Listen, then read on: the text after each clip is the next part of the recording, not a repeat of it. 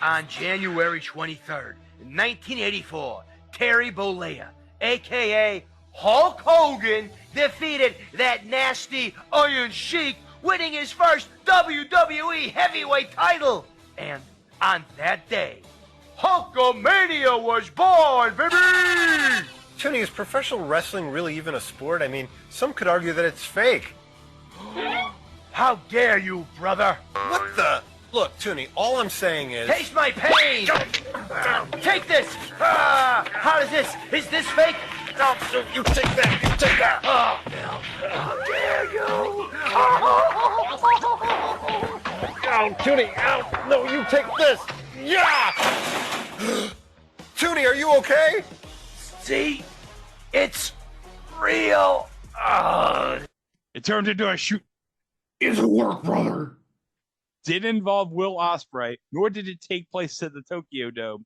So it doesn't get 5 stars from Dave. I was going to bring up the Tokyo Dome, but yeah, didn't involve Will Ospreay, and it hadn't take place at the Tokyo Dome. Half a star. I was going to be generous, 1.5 stars. Anthology on the bad, short-lived, and forgotten television shows and events in TV history. You are listening to It Was a Thing on TV. Well, Charles, your wish has been granted. The blue light means that you get, guess what? What? A second chance. Isn't that nice? Episode 533, Submission 1605, Mega Man, the Animated Series. Mega Man the Animated Series aired in syndication from September 11th, 1994 to January 19th, 1996 for 27 episodes over 2 seasons.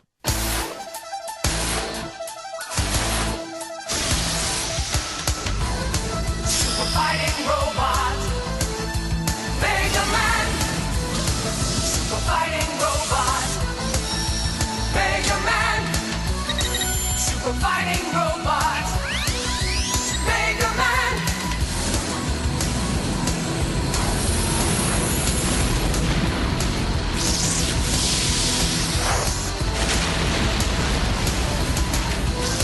Super fighting robot, Mega Man. Super fighting robot, Mega Man. Super fighting robot, Mega Man. Fighting to save the world.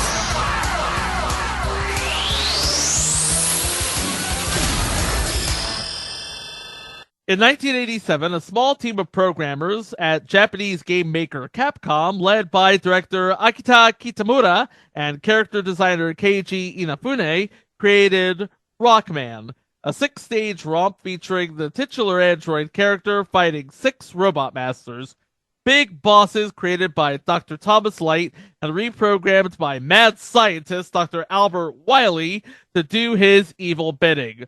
Part of the strategy is that the players could choose which stage to face and which order.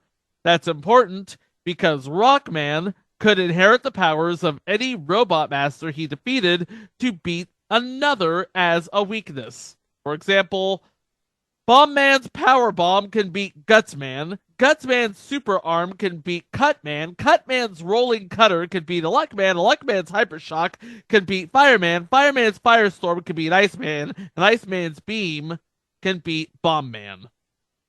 The story goes that in the year 20XX, these robot masters and their robot assistants, after years of working with humanity, begin to turn on humanity under Wily's orders. Dr. Light recognizes this, but is unsure of what to do, so his robotic assistant and surrogate son, Rock, inherits a strong sense of justice and volunteers to be converted into a super fighting robot called Rockman, or, as he would be called outside of Japan, Mega Man.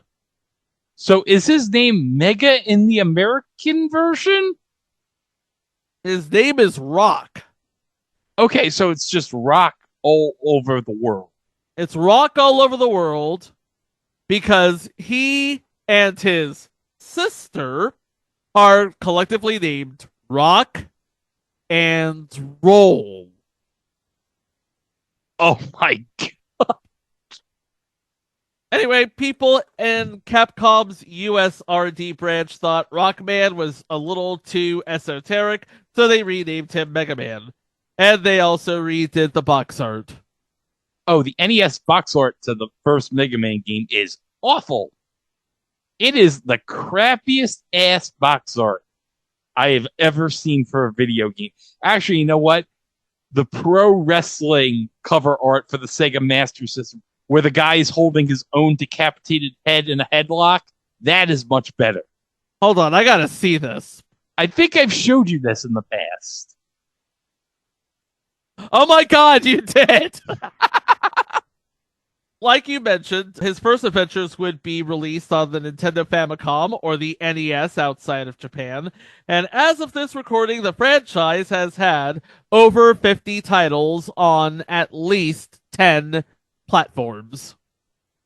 Suffice it to say, Mega Man was a big hit. Not as big as your Marios or your Zeldas or your Star Foxes or your Metroidses or whatever, but it had its fair share of fans who clamored by the early 1990s for more. In 1994, Capcom decided to go through with an animated series with the help of Toshihiko Sato's Ashi Productions, who previously worked on Mask for Deke, and Joe Ruby and Ken Spears' Ruby Spears Productions. Joe Ruby and Ken Spears, known for a little show from the 1970s called Scooby-Doo. Stories would be crafted from Ruby Spears, the animation was farmed to Ashi, and dubbing was performed by the Ocean Group of Vancouver. The Blue Bomber himself is voiced by Ian James Corlett, who voiced many people over his career, but is known best as the first voice of Goku on Dragon Ball Z. That is the Saban/Ocean dub of Dragon Ball Z. He also voices Rush in an imitation of Astro from the Jetsons without his trademark diphthong. Dr. Thomas Light is voiced by Jim Burns, best known as Lifeguard Burrows on Wise Guy, and Joe Dawson on Highlander the series. Oh, but he was in that episode of the New Liars Club where John Barber said this. My son's favorite character from my son's favorite show, he plays Shotty LaRue, and Frank's plays Don Yesso. Oh, by the way, Wise Guy, the complete series, is available on Blu-ray now. Roll is voiced by Robin Ross. We talked about her as the Queen Bee of Hillside High, Brooke Morgan, on previous entry 15. She also voices news reporter, and I swear this is her name, Brie Ricotta. At least it's not Anita Man. If you've ever played the Judge Dredd pinball game, like whenever you play it, there's like a news report, and the news reporter is Anita Man. Dr. Albert Wiley is voiced in a German accent by Scott McNeil, who voiced Ace the Bat Hound on Crypto the Superdog, and was in previous entry The Flash, episode 12. He also voices Eddie the Flip Top and Proto Man, Mega Man's prototype brother, who made his premiere in Mega Man 3 in the video game lineage. If you know anything about Proto Man, you know he was gifted with an AI that enabled free will, which was, at the time, seen as hostile and unpredictable. Wily's two sort of robot mooks, Cutman and Gutsman, were voiced by Terry Clausen and Gary Chalk, respectively. Terry Clausen, impersonating Peter Lorre, was in previous entry Video Power, and Gary Chalk played Al Feldstone on 5 episodes of Riverdale, which is the closest thing that we'll get to Twin Peaks without involving David Lynch. And then there's Doc the Met, who is voiced by a whole lot of glitchy electronics. The rest of the cast involves regulars from the Ocean Group stable, including Richard Newman, Kathy Weselick, Kathleen Bard, Jay Brazo, Tony Sampson, and Stevie Louise Valance, aka Wazat Kangaroo from Zoobilee Zoo, and Mouse from Reboot. The original pilot for the series matched the game's artwork and some anime OVAs that aired in Japan under the title Mega Man Upon a Star, but due to high budget and test audience reaction, it was changed to a style that was based reportedly on redesigns that Inafune drew in his spare time, making both rock and roll look like teenagers instead of kids. I actually have a quote here from an interview with Joe Ruby. The question was, Capcom said the series was originally to follow the Japanese character design from the games, but test audiences didn't care for the look, so the character designer was tasked with coming up with several different looks for the main characters, to which Joe Ruby said, "The only designs we saw were of the original Mega Man. We felt he was too young for our audience, so we made him a teenager and proportioned him as a well-built athlete type." If you've ever seen the first episode, he kind of looks a little too developed for a teenager. Speaking of episodes, the entire premise of the series is fleshed out in the episode The Beginning. After getting knocked out in battle, Mega Man has a dream flashing back to when he was first created by Dr. Light and how he reprogrammed him into the blue bomber he is today. Episode 2, Electric Nightmare. Dr. Wily takes over the power grid with a device that allows him to control machines through electricity. He then proceeds to attempt to take over the city with soda machines and monorail cars, and only Mega Man can stop his plans. Episode 3, Mega Pinocchio. Dr. Wily tricks Mega Man into thinking he will get changed into a real human boy when he's actually putting a mind-controlling chip into his helmet. Oh no!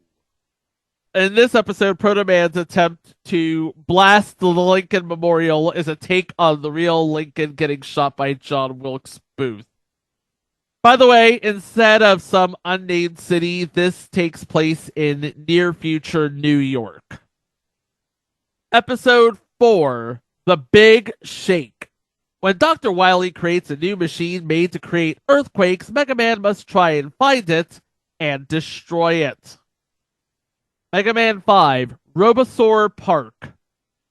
A devolution acid that affects robots is raining in Robosaur Park, and Dr. Wily's robots aren't affected by it because he has them vaccinated. Dr. Light must find an antidote to stop it from happening to Mega and Roll before he becomes Mega Prehistoric Man. Episode 6, The Mega Man in the Moon. Mega Man follows Dr. Wily to the moon, where he and his robots are building a new laser machine. There is an obvious reference to Star Trek in this episode, made by Crystal Man when he tells the guard bots that they're about to go where no bot has gone before. Episode 7, 20,000 Leaks Under the Sea. Dr. Wily attacks an underwater mining operation and then tries to get rid of Dr. Light and Mega Man with a fake laboratory that turns out to be a mobile prison. A mobile prison? But a savior comes in the form of a squid. Episode 8, The Incredible Shrinking Mega Man.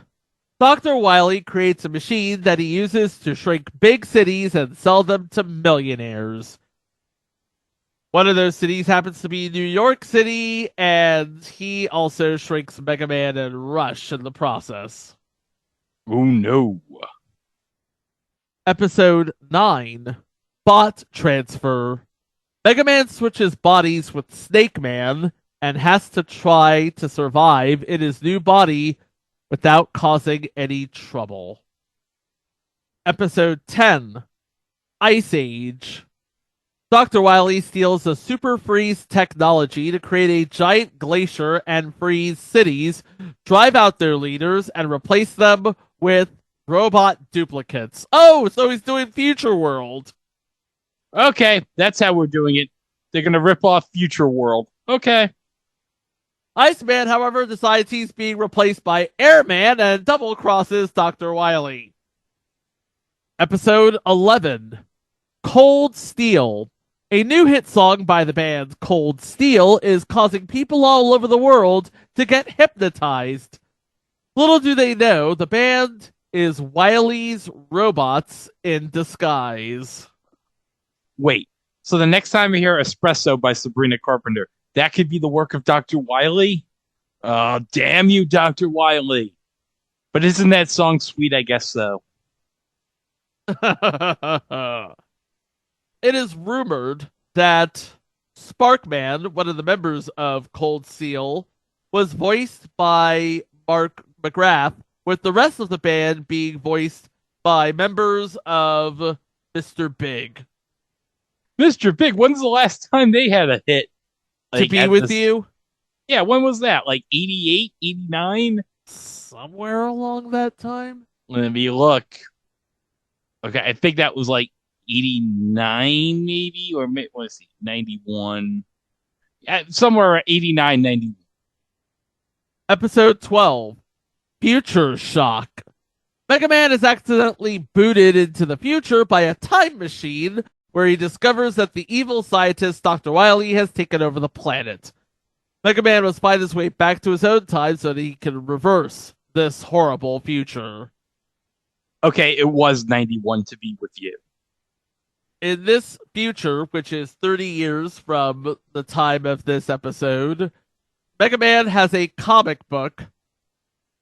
Coincidentally, there was a Brazilian comic book named Novas Aventuras do Mega Man, which is the new adventures of Mega Man, based on this series. And the final episode of this season, The Strange Island of Dr. Wily. A new invention of Dr. Wily's goes haywire on an island, and he and his robots reluctantly join forces with the good guys to try and reverse it. The situation becomes so intense, Dr. Wily makes a truce with Mega Man to work together to get themselves off the island before these rock creatures can get to them. We're basically to the point where we are now importing Yellow Devil into the series. If you're a big fan of Mega Man, you know what Yellow Devil is. It is the giant rock monster with the one eye.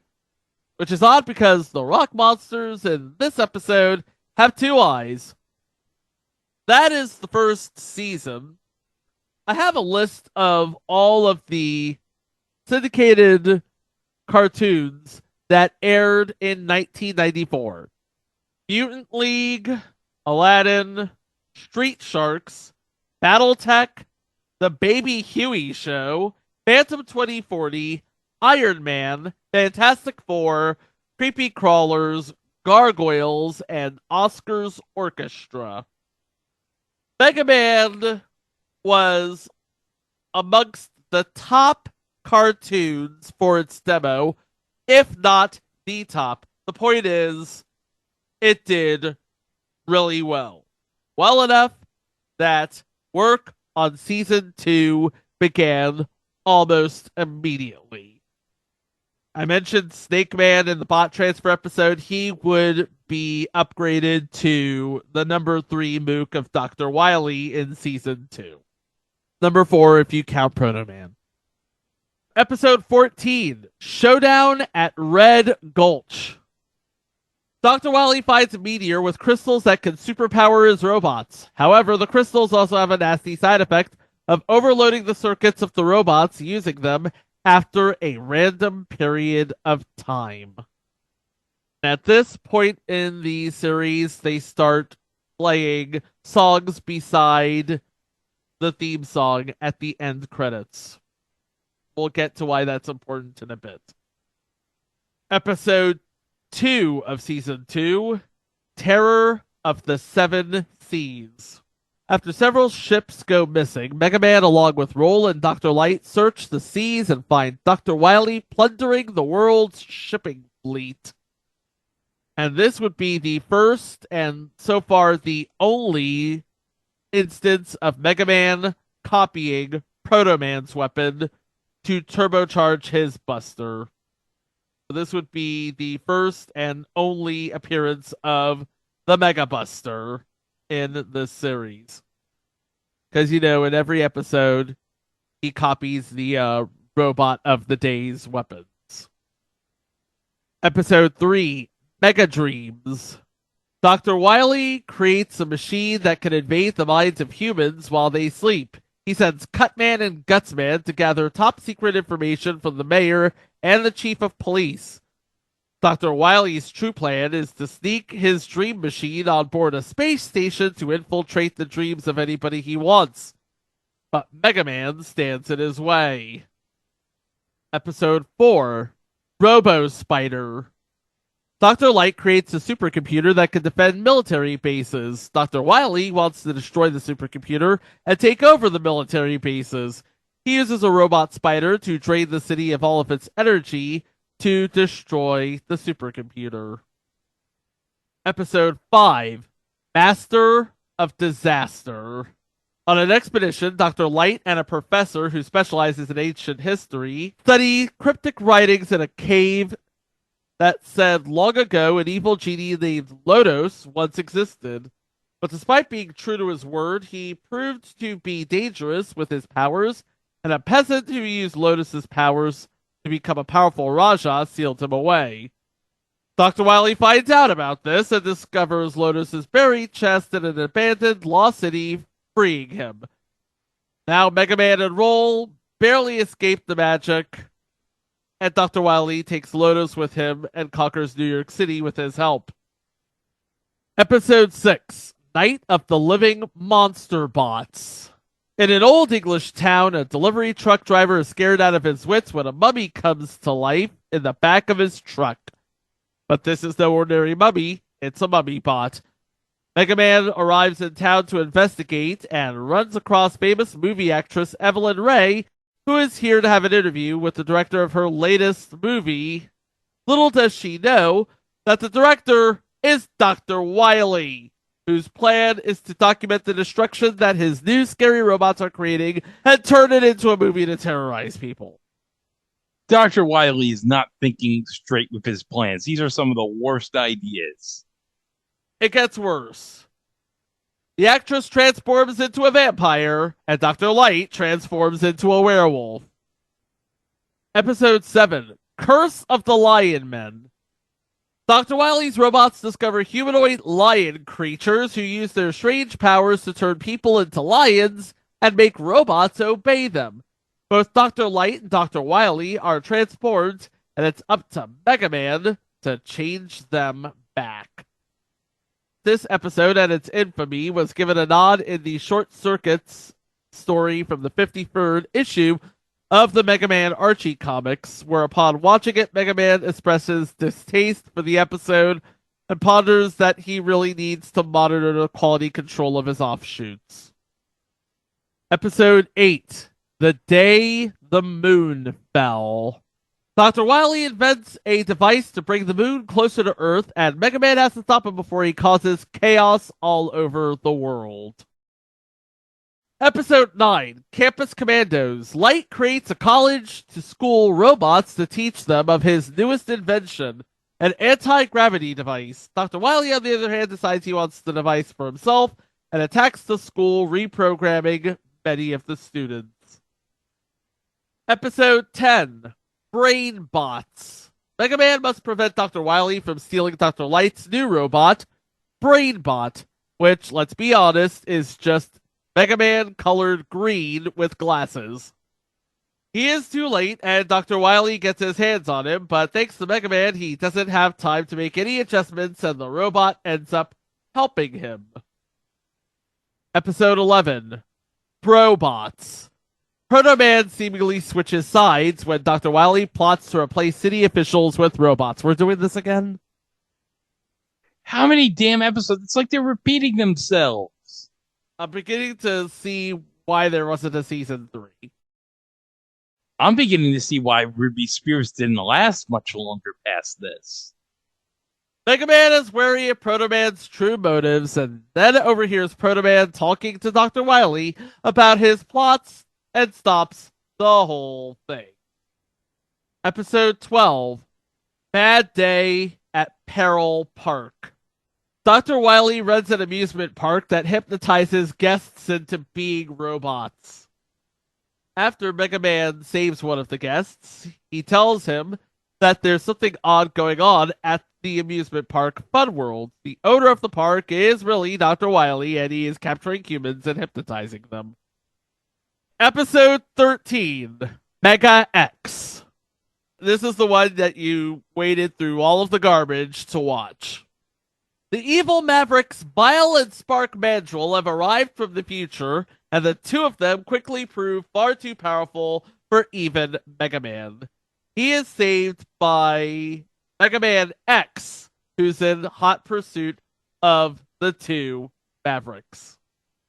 And this would have been right when the Super Nintendo Mega Man X series was out, right? Correct. Voicing X is Michael Donovan, who played Biff in previous entry, The Chimp Channel. Oh, I never thought we'd get a reference to the Chimp Channel, which we covered back in episode 10. I guess we got to play that clip. All right, Larry, say it. Somebody get me a banana. Mega Man and X must team up to defeat the evil alliance of Dr. Wily and Vile before the Reuploids can return to the future with Lightanium, which is a rare material that Dr. Light developed that Dr. Wily has learned about and wants for himself to create a powerful plasma blaster. This was the first and so far the only time that Mega Man and X ever crossed busters, I guess you could say. This particular episode, much like cross jurisdictions on season 2 of CSI and MIA to NYC nonstop in season 2 of CSI Miami, was meant to be a backdoor pilot to a Mega Man X spinoff. But the show itself never made it past development stage. And the final episode, Crime of the Century, Dr. Wily reprograms a bunch of dolls and other toys to perform robberies all over the city. However, it's all just a diversion, so Wily can get his hands on something much more valuable, a gigantic black pearl. Now the heroes have to protect the pearl and find out how to stop all these toys. Perhaps created as a virtual up yours to Bandai, because the show was kind of hit and miss in quality. This will explain why everything just went all to pieces by season 2. The show garnered high enough ratings to be ranked among the top cartoons in syndication, which was enough for a renewal. Like all syndicated series, ratings are not readily available, so we're left to surmise from reports that the ratings were there. So why do you cancel a top-rated cartoon? Well, per the extent of our research, it all came down to one thing: money. This was one of the most expensive original syndicated cartoons at the time, with a budget of $300,000 per episode. The show cost that much to make. The series itself came around at a rather unfortunate time to be a syndicated cartoon, where the might of the government is coming down on anything that looks like it could be a 30-minute commercial for a line of merch. Merch was plentiful. We had Mega Man action figures, comic books, a soundtrack album featuring the likes of Sugar Ray, Skid Row, Junior Mafia, Mr. Big, and Inner Circle. None of which was in the show except for playing behind the closing credits, with the exception of the show's theme by John Lee Mitchell and Tom Keelyside, which is the last track. I didn't think we'd involve Mark McGrath on this podcast, but we did. The rest of the score was actually recycled for background music for the Ocean/Saban dub of Dragon Ball Z. If you listen very carefully, you may hear it. But good luck finding it, because Dragon Ball Z was since redubbed by Funimation in-house.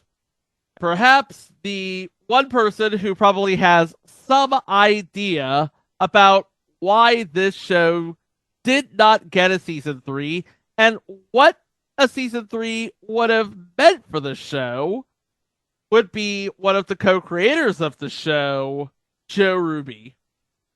Somebody said the Mega Man cartoon, they scored big ratings, so why did the series end after season 2?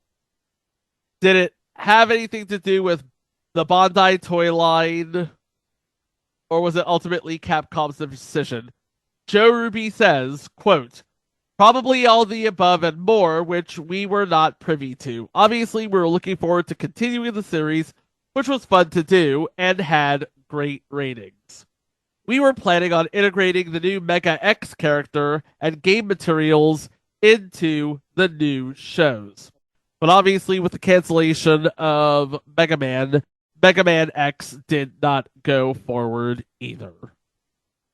The show did rerun for a time on the channel formerly known as Fox Family and currently known as Freeform. Episodes were released on VHS by Sony Wonder. The entire series was released twice on DVD, first by ADV Films and second by Discotech Media in a snazzy-looking box that looks like a late 80s, early 90s Capcom NES pack. Oh, that's pretty sweet. What's the seal on the bottom right? That is the official Discotech seal of quality. Oh, I get it. It's supposed to be parodying the Nintendo seal of quality. Episodes are available for stream on Prime Video, where it was made available to the Japanese for the first time last year.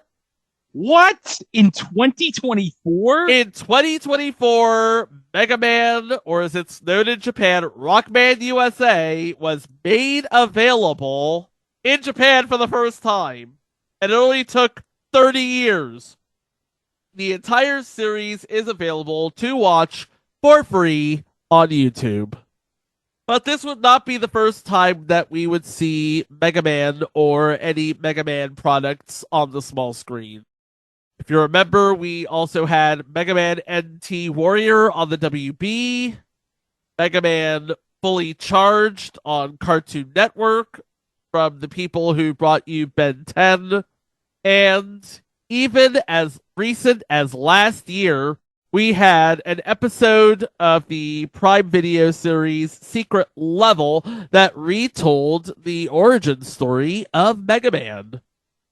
As the franchise is slowly but surely approaching its 40th anniversary, who knows what will be next in store for the Blue Bomber. All I know for sure is that in 1994, Mega Man, with help from the guys that brought you Mask and the guys that brought you Scooby-Doo, was a thing on TV. You can find us at our website, itwasathingontv.com, on Facebook at It Was a Thing on TV Podcast, and elsewhere at It Was a Thing on TV. You can find us on any podcast player, and we're also on YouTube, where you can subscribe to our channel to keep up to date with our releases, including what's coming up next time. Speaking of revisiting the classics for the 1990s, we have a classic revisited for the 1990s, which will answer the question, what does a show need 5 hosts for? Why would a show need 5 hosts? We'll try and answer that question next time on It Was a Thing on TV. Thank you ever so much for listening. Please be kind to one another, and we will see you for the next one. Wow!